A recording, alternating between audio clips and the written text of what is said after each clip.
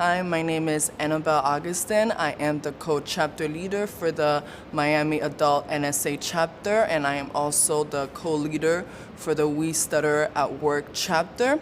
And I learned about the NSA through my previous speech therapy program that I used to receive at Nova Southeastern University. And the speech therapist told me that there were other people who stuttered that I could meet and speak to. And that was pretty terrifying to me because because going to a support group seemed like I was gonna go to the unknown, because you feel more comfortable in the fear that you are really alone, because you know that, because you have been living in that for so many years, that knowing that maybe you may not be alone, that could even be more terrifying than knowing that you are truly alone. And so it took me a couple of months before I even had a courage to go to the support group and to find out that the support group, it was being done at the college that I had just graduated from. But even through college, being a person who stuttered, I did not do any clubs, any social activities, because I just didn't want to have that awkward conversation, that silence moment of so when I have a stutter and someone has to have the patience to hear me speak. And so I really just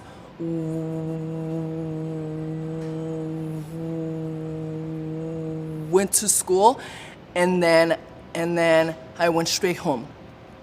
And going to the support group, the first meeting, I was able to meet a teacher who had a stutter, and many people who have different career fields, and they had a stutter, and they had a family, and they had kids, and they were doing pretty well with their life, and they still had a stutter that was noticeable.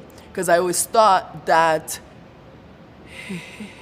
if you have a mild stutter, you have more of a chance to do anything you want to do, because you can hide it a lot more, and so then you can be fluent and still be comfortable speaking.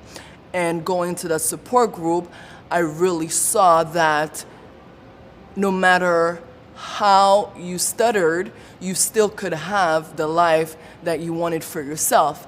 And being able to go to the support group, I took the challenge to introduce myself, because my name starts with a vowel, and I have always had struggles with the vowel. And even when I was young, I used to curse God and curse my parents for naming me that name, because I could say any other name in the world, but saying Anabel, that used to be a stressful, just a shameful moment, because people, they would be like, do you not know your name? And that would make me feel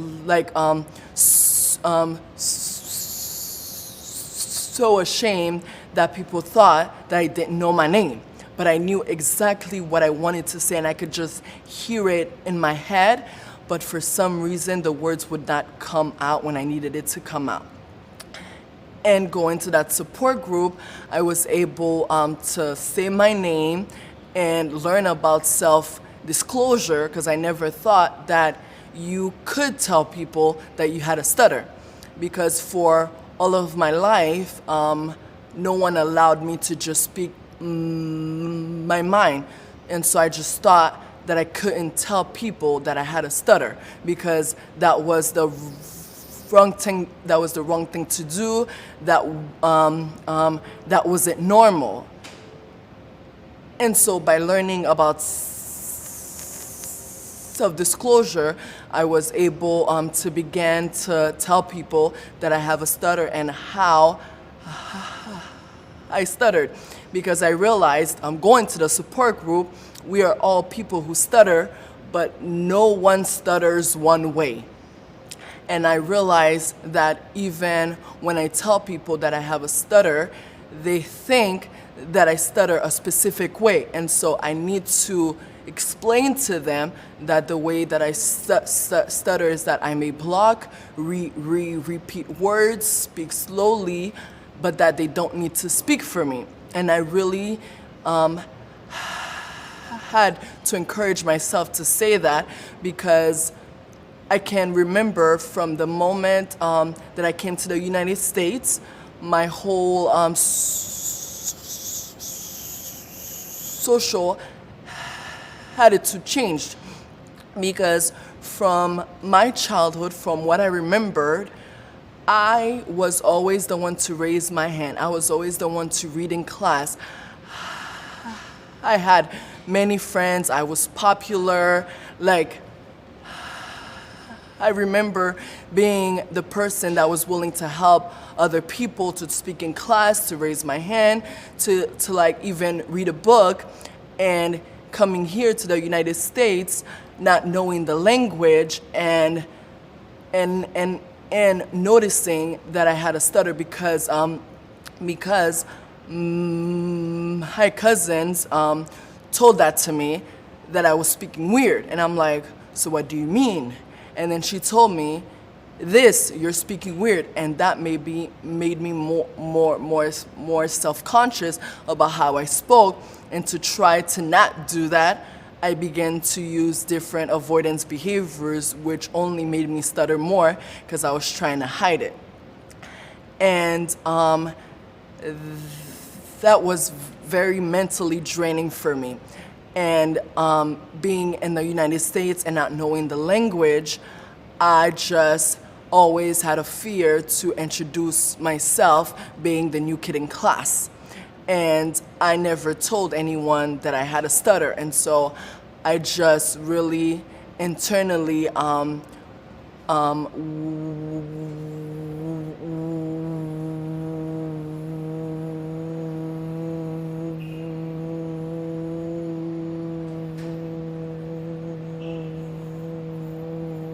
was freaking out that people would know that I have a stutter and that I would get made fun on, and like people wouldn't want to be my friends.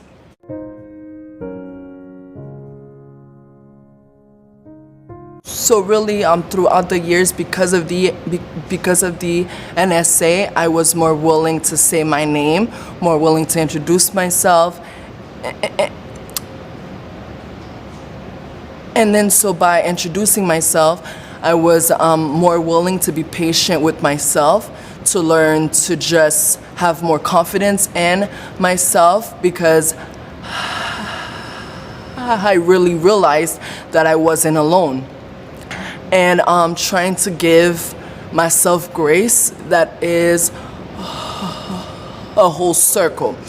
Because during one of the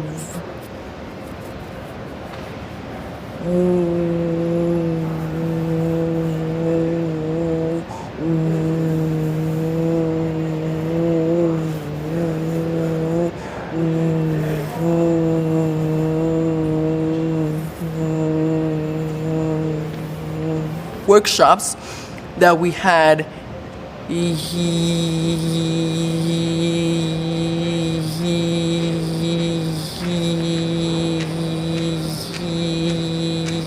yesterday about women who stutter, someone said that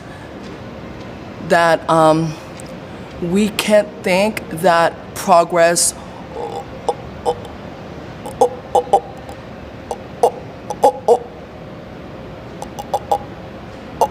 or grace is a start to finish line, because we'll never know when it's gonna stop. And so to know that giving yourself grace, loving yourself, having good stuttering days, having bad stuttering days, it's part of a circle, and that the circle never ends because your days will always fluctuate. And that you should know that even though you are going through a circle, you are still progressing every day somehow. And so I been trying to give myself grace that way, to just know that I don't have to feel good every day about my stutter. I don't have to feel good every day about myself. But every day,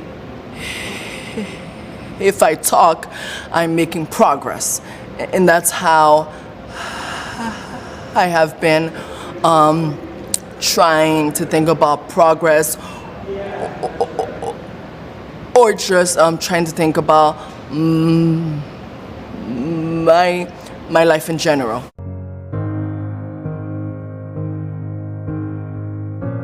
I decided to challenge myself more, because I kind of realized that I was on my own, and that it really was my life, because when I was younger, my mom, she used to do everything for me. She used to make the calls. She used to make the appointments.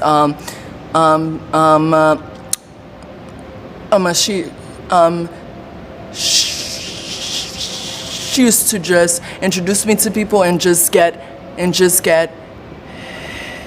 everything done.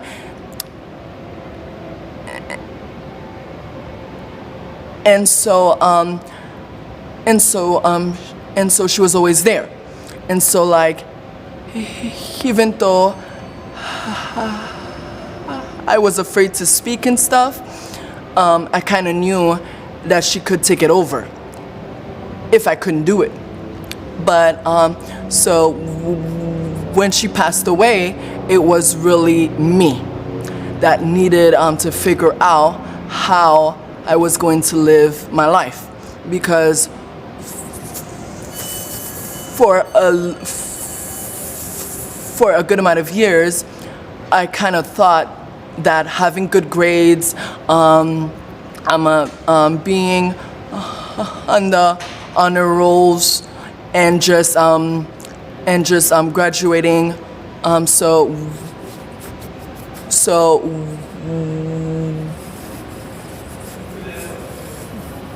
with a high GPA, that would get me a job, because it was already there.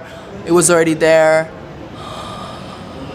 on my resume, that I was a hard worker and that I was doing this. But I never realized that volunteering experience counts, doing things for other people count. It's like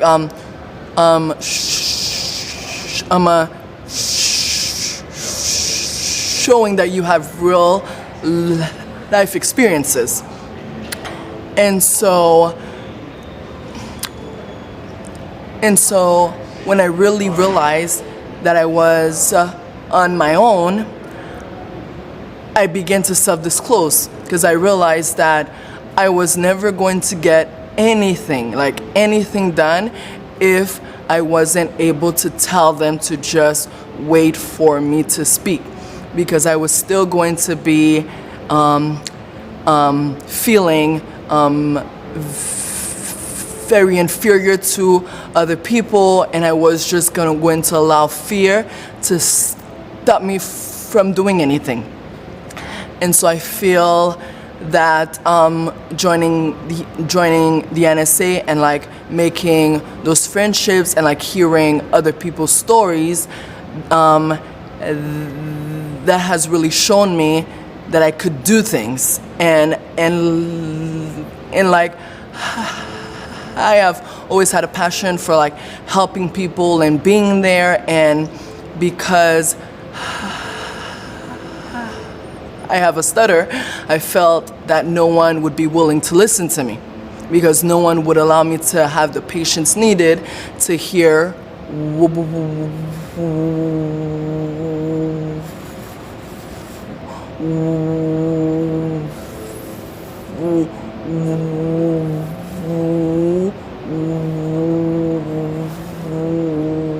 what I had to say.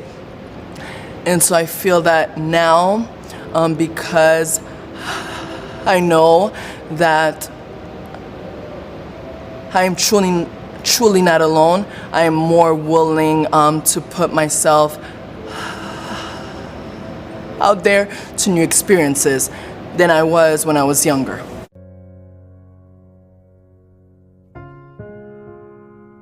I really think that it was the NSA and just being around that support group, and then allowing myself to learn more about stuttering, and joining a lot more events about stuttering, and so seeing a lot more people who have different fields stuttering, and like knowing that there were people who stutter that were like in the medical field, that were in the courts system, and just many different fields, that like really showed me that I could do anything that I truly wanted to do, because as a child, you can never believe that you can do something until you see someone that you could relate to that is doing it. And so because I never had that representation when I was younger, because I was the only child who stuttered, I was the only black woman who stuttered for so many years, that I really truly thought that I was never going to be able to accomplish anything with my life, and that I was just going to fade into the background, and like not having the family support that I should have had when I was a child, and like not really being able to express my feelings as a child, because again, no one would allow me to speak. That really impacted me into a way that I'm still holding myself back on a lot of things, and I'm trying to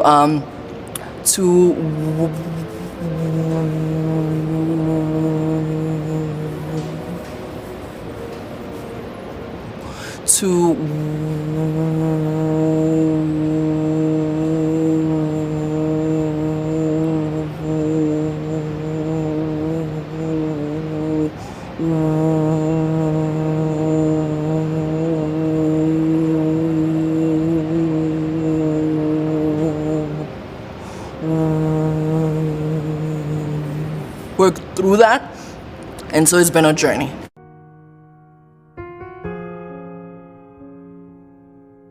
I don't think that I have like ever really thought about it, because throughout my whole childhood until I was like maybe like 21 years old, the problem that I saw was my stutter, and so I felt that having that was like the worst thing that could ever happen to me. But I kind of realized that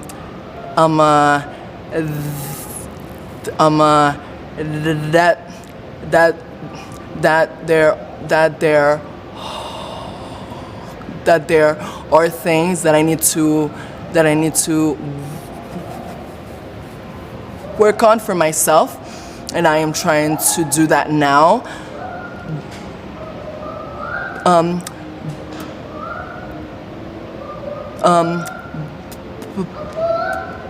But it's been like kind of a challenge to, I guess, to disassociate like I would say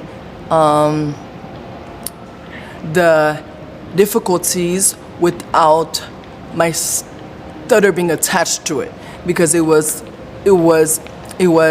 something that was so forefront to my like whole childhood, teenager, and like even the young adult years, and that it's now that I'm realizing that I am pretty like emotionally unavailable. I have to work on my emotional intelligence, expressing myself, willing to talk, because the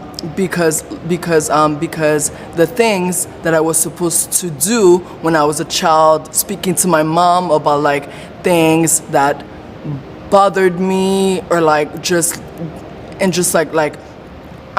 feeling safe to speak, that was never provided to me. And so like I literally had to make my own so my own self feel safe. And that like maybe happened when I was around like 21, 22 years old. And so I have a long journey to figure out the different difficulties that I face that is not related to my stutter.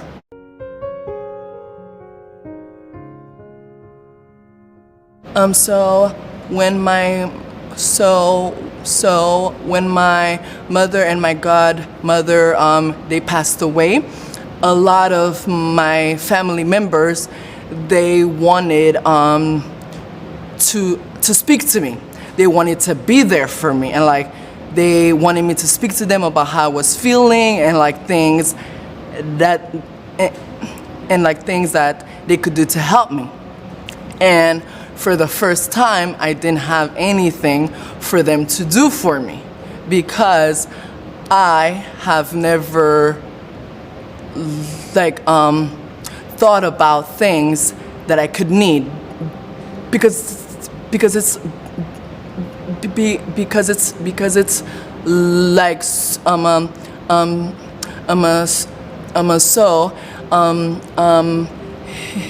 if you're going through things, the first thing someone tells you is you should talk to someone. But when that person doesn't give you the respect, the time needed to speak as a person who stutters, you condition yourself to not need to speak to anyone. And still to this day, I kind of go ghost a couple of times, because I feel that I still can't speak my mind and my feelings. But I am trying to be a lot more open to like different individuals, and I have been making progress, and I can see that for myself. But like, if people they want to know how I'm doing, and so I always say, "Oh no, I'm doing good," in you. And so I switch the conversation to them, because expressing my feelings, that is not easy for me, because I have almost never had kind of a chance to do it. And so I'm like trying to learn to be a lot more vulnerable, and allowing people to really like know me. No, but it's been a journey also.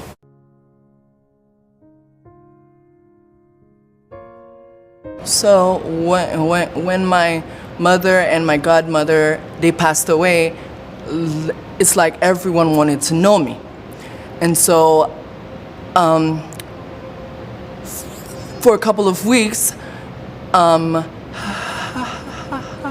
I was just telling them, "Oh no, I'm doing good, I'm doing fine," and stuff like that. And then a good amount of them, they would call me, and I wouldn't pick up the phone, and I would just make excuses that I was busy, that I couldn't pick up the phone, that can you just text me. And the reason was that speaking on the phone, that is one of the hardest things for me, because I don't see the feedback. And so I am blocking, and during the block, they they are saying, hello, hello, I can't hear you. Are you okay? And so are you there? And that would just make me block even more because I'm feeling like all of these things and I can't speak it. And so I really needed to think to myself, if I was just going to be alone forever in a way. And then I kind of realized that they never knew that I had a stutter. And so like no one in my family, they ever said Anabel has a stutter. And that was because that the way that I stuttered was very different because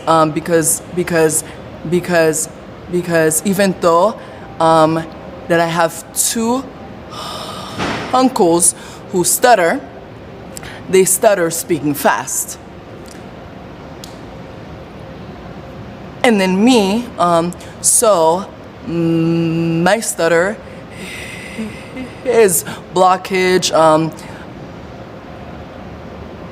a lot of tension in my face, repeating words, and that was very confusing to them because they had never had someone who stuttered just like me. Because like supposedly my mother used to stutter when she was a kid, and my father, he used to stutter so when he was a kid, but they grew out of it. And so they thought that I was gonna grow out of it. And then so speaking to the NSA support group, and then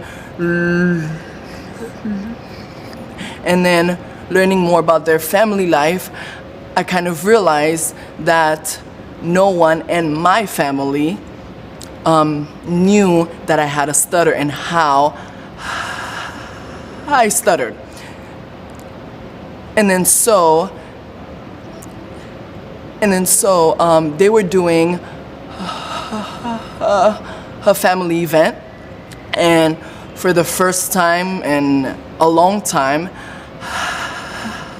I went to the event, and I began to self-disclose that, hey, before we talk, I need you to know something. I have a stutter, and that means that I may block, repeat words, or speak slowly, but to please not speak for me. And from that moment on, they became very interested about stuttering because, again, speaking about stuttering, that was taboo. And then for me to be the first person to like say it out loud and be more willing to answer questions about stuttering, that made me more willing to keep speaking to them. And by doing that, I was able to become close to a lot of my family members, and now they are my support system. And like even though I may go ghost a couple of times, they know that I'm gonna come back to them, that I'm gonna continue to speak to them, and then they know that, so when I go silent, it is okay. It's not that I don't want to speak to them.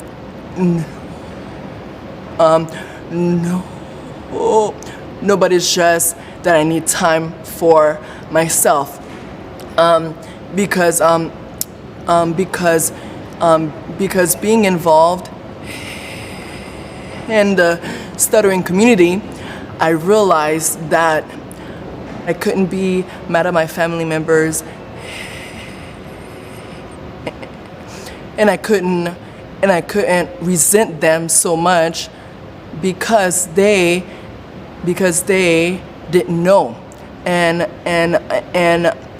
so when you don't know something, you just try to help people, and their way of trying to help me, that was to speak for me, but that was having the opposite effect on me.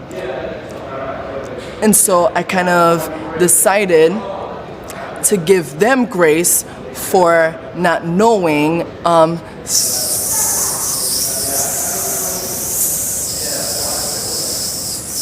something that was never spoken about. But because they were willing to listen to me now and like really be educated about stuttering, they were able to know how to speak to me, how to interact, and that made our relationship stronger.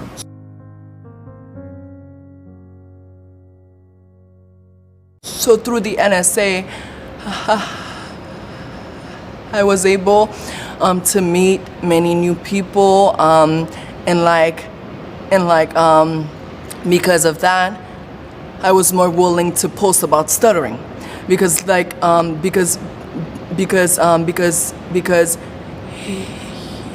even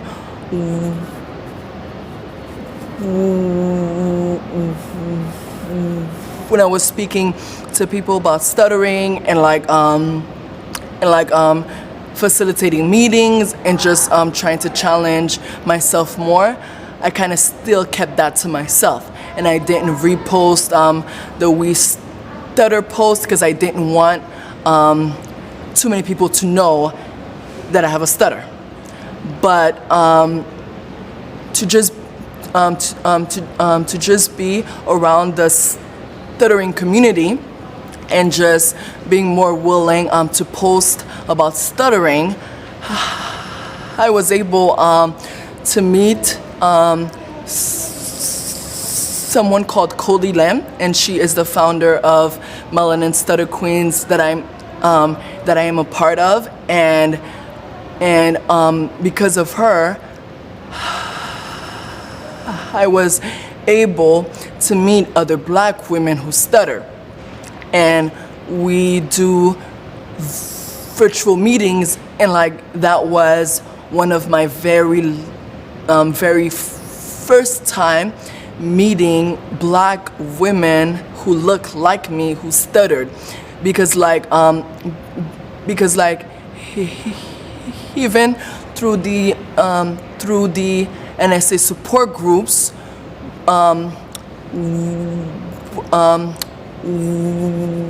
women who stutter, we are unicorns. You barely see any of us, because it's always more guys than women. And I have been to support groups in which there are 4 males who stutter, and I'm the only girl, and that has been a constant occurrence over several years. And then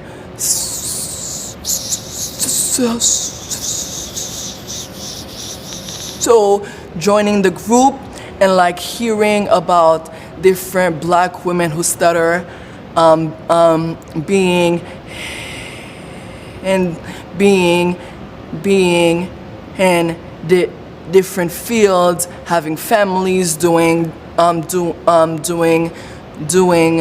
just amazing things, that really showed me that I could have a very bright future. And then going to the NSA Women Connects, that also showed me that we are truly not alone, and that we finally have a safe space to speak and to be heard, and and then because of the NSA, it gave me the courage to continue to say yes to like many different roles, many different activities, because my goal so it is to be the person to the younger generation that I never saw in my entire life growing up. And I just want them to know that you can do so much even when you are a woman or a black woman who stutters.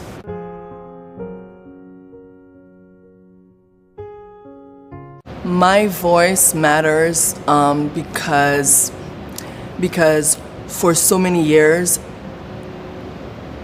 I didn't allow myself to speak because I thought that nothing that I say matters and that no one was going to listen to it. But going to the support groups and just challenging myself to be involved more, I got a lot of people speaking to me, knowing my name and like telling me that I helped them get a job because they were able to self-disclose. Because during webinar meeting, and so I said that for me to be able to get the job that I am in, I decided to self-disclose that I have a stutter and explain to them how I stuttered, to just release the pressure from me to be fluent, to be normal, and just allow myself to say what I want to say and then to still feel confident. And then so my voice matters because I realize that you can make a difference. And that just speaking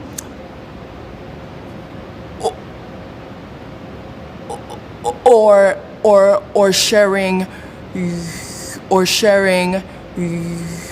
your thoughts during a meeting, that can change someone's life.